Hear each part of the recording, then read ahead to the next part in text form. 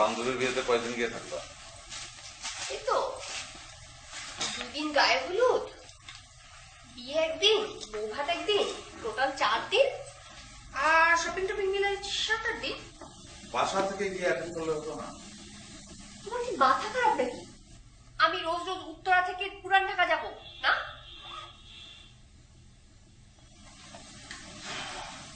চলো।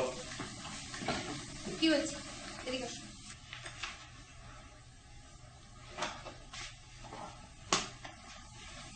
তোমার হ্যাঁ, আচ্ছা আমি তো মাত্র কয়েকটা দিনের জন্য যাচ্ছি।